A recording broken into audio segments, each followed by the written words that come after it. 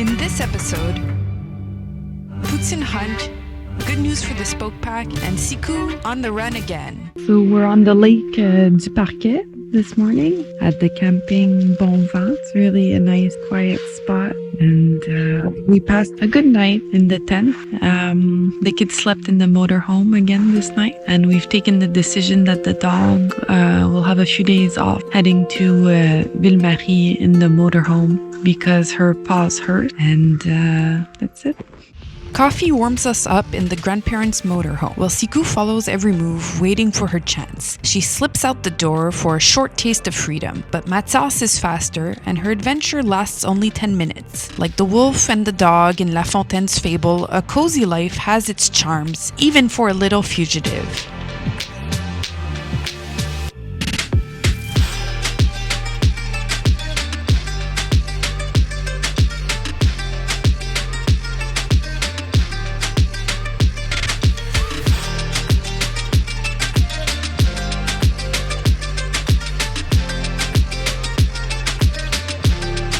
Off in the distance, the mystical Mukmuk Island greets us. So remote it inspired a saying in Quebec, Les îles Mukmuk, which means the middle of nowhere. Some places feel magical before you even arrive.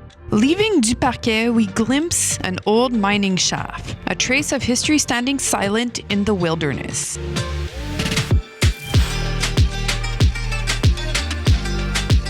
Siku's paws are tired and cracked, despite our secret Mosher cream. She'll ride out a few days of rest with the grandparents in the motorhome, even as she protests every step. And yes, new boots are on the way for a little adventure, if she accepts to wear them, obviously.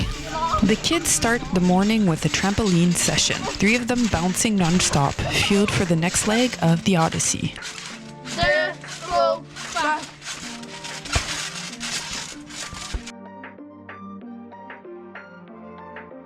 So we left late this morning from du Parquet, and the road is up to Rouyn-Noranda, camping Kino Jivis, 72 kilometers.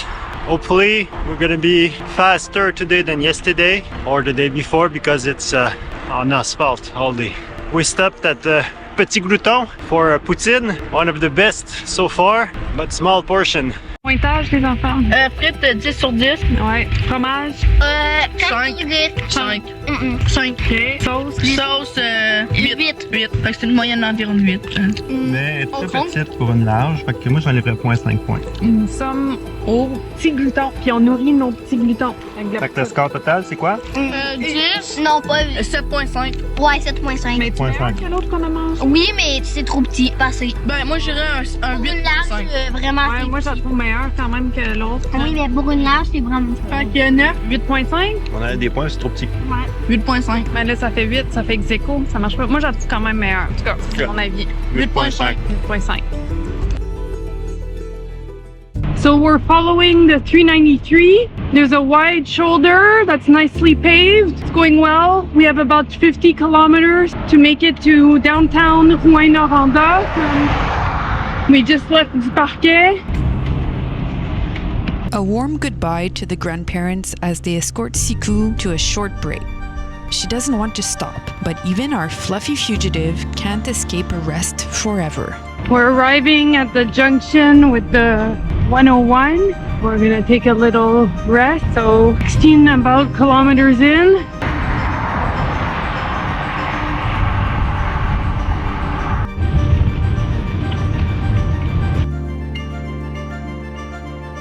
So time for lunch in the shade in D'Alembert.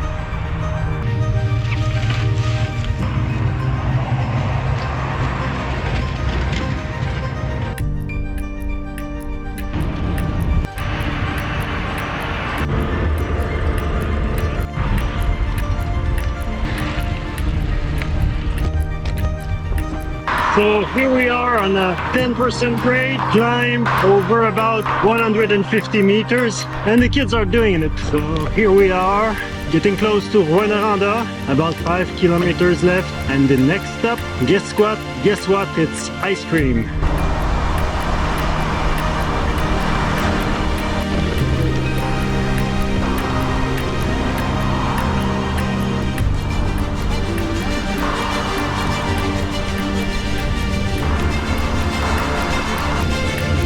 In the distance, the copper foundry towers welcome us to Rouyn-Noranda. Another town, another adventure on the Odyssey.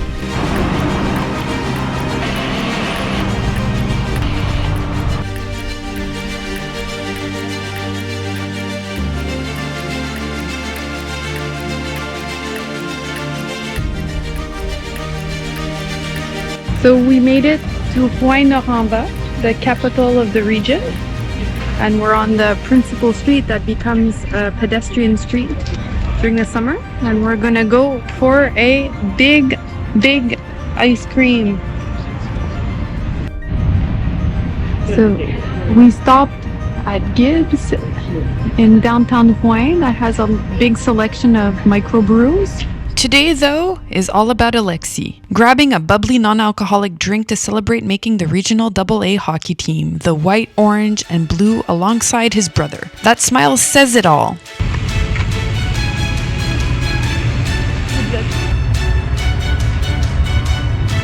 We made it to Rouyn-Noranda. Next stop, ice cream at Glace to celebrate Alexi making the team. Then Lorraine crosses the street to Le Trou, the Montreal-style bagel shop, where the owner generously gives us half a dozen bagels to keep our energy up for the rest of the Odyssey.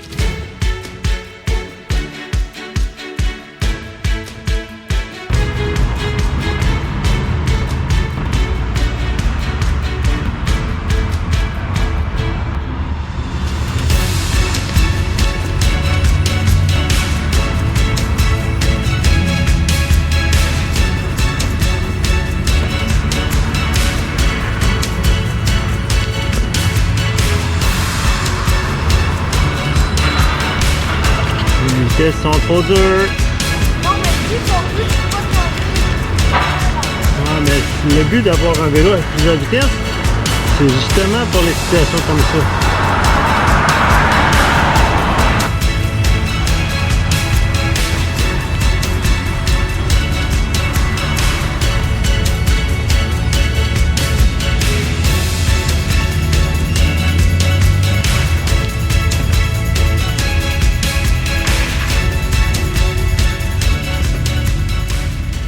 Full speed ahead, 19 kilometers to go until camping Kinojévis. Let's see if we can make it before nightfall.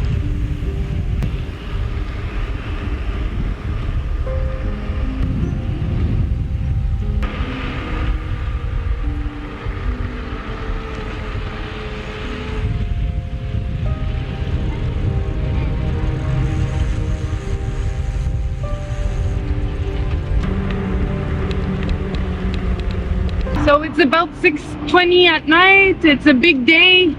We're over 62 kilometers in for the kids. It's their biggest day so far.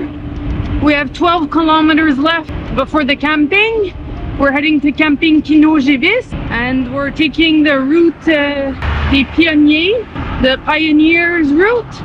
But it's quite busy still for a small route heading to Bellecombe. And the shoulder is not always very wide, so it's a bit dangerous. So I think everyone can't wait to put up tent and go to bed. We had supper in town, so we're on the last kilometer of the Pioneer route, and then we turn. It stays the same route, but I think it becomes less busy, and there's no shoulder for the last kilometer that's paved, so it's a bit dangerous.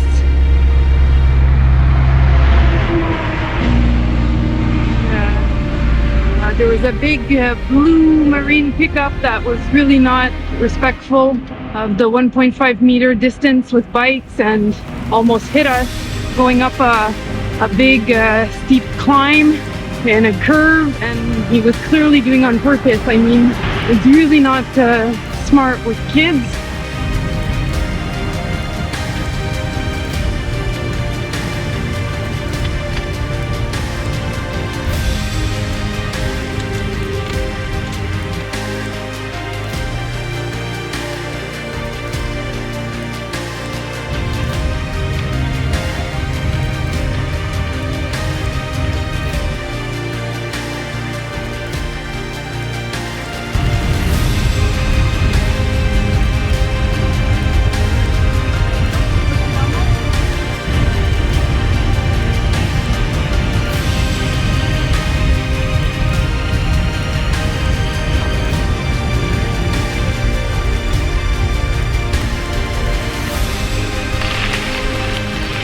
camping Abitibi-Témiscamingue.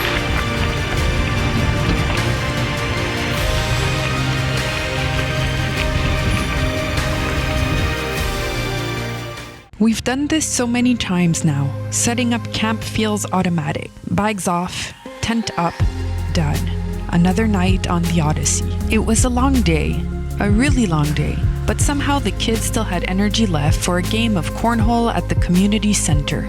It's the time of the helmet prize, and someone got a very good news today and made the team for the AA regional team. So we want him to have confidence and trust himself. So the bracelet of trust yourself goes to Alexi.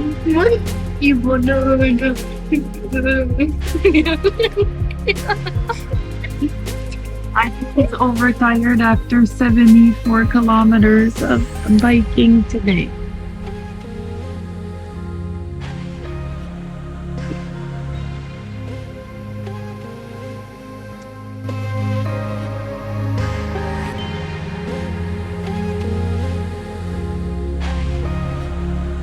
After a long day of riding, Alexi looks up and sees cotton candy and pieces of clouds drifting by.